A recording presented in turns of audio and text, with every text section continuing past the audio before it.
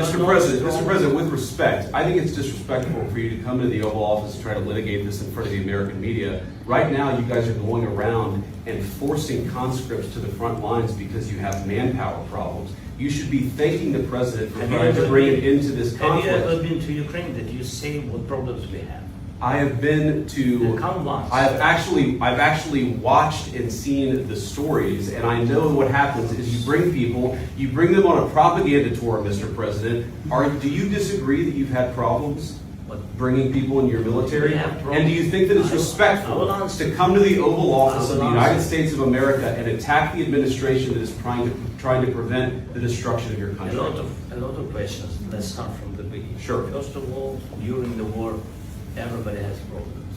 Even you, but you have nice ocean and don't feel now, but you will feel it in the future. God bless. You don't know that. God bless. You don't God know bless. that. You will not have a war. Don't tell us what we're going to feel. We're trying to solve a problem. Don't tell us what we're going to feel. I'm not telling you. Because I'm you're in no answering position honest to questions. dictate that. That's exactly Remember what you're doing. this. You're in no position to dictate what we're going to feel. We're going to feel very good. We're going to feel very good and very strong. You will feel influence. You're right now not in a very good position.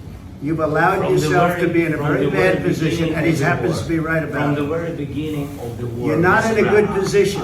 You don't have the cards right now.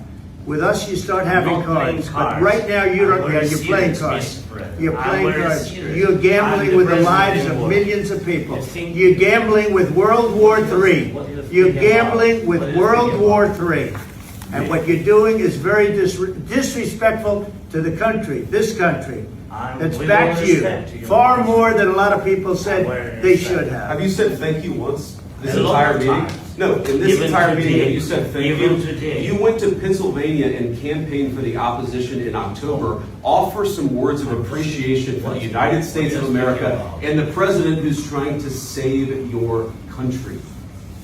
Please, you think that if you will speak very loudly about the war, He's not speaking loudly. He's not speaking loudly. Your country is in big trouble. Wait a minute. No. You've done a lot of talking. Your country is in big trouble. I know. You're not winning. You're not winning this. You have a damn good chance of coming out okay because of us. Mr. President, we are staying in our country, staying strong from the very beginning of the war. We've been alone. And we are thankful. I said thanks. You haven't been alone. You haven't been alone. We gave you, through this stupid president, $350 billion. We gave you military equipment, and your men are brave, but they had to use our military. If you didn't have our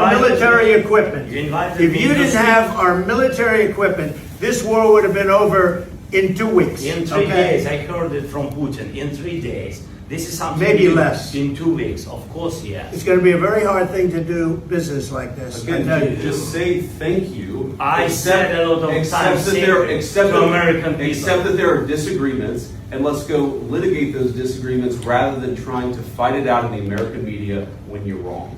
We know that you're wrong. But you see, I think it's good for the American people to see what's going on. I understand. I think it's very important. That's why I kept this going so long. You have to be thankful. You don't have the cards. You're buried there. Your people are dying. You're running low on soldiers. Listen, you're running low on soldiers. It would be a damn good thing. And then you tell us, I don't want a ceasefire. I don't want a ceasefire. I want to go and I want this. Look, if you could get a ceasefire right now, I tell you, you take it so the bullets stop flying and your men stop getting killed. Of course, we want to stop the war. But you're saying you don't want a ceasefire. I want a ceasefire because you'll get a ceasefire faster than an agreement. Ask our people about a ceasefire, what they think. That wasn't with me. That wasn't with me. That was with a guy named Biden, who was not a smart person. That was with Obama. It was your president. Excuse me. That was with Obama, who gave you sheets, and I gave you javelins. Yes. I gave you the javelins to take out all those tanks. Obama gave you sheets. In fact, the statement is, Obama gave sheets and Trump gave javelins. You got to be more thankful, because let me tell you, you don't have the cards. With us, you have the cards. But without us, you don't have any cards. One more question to Mr. Vice President.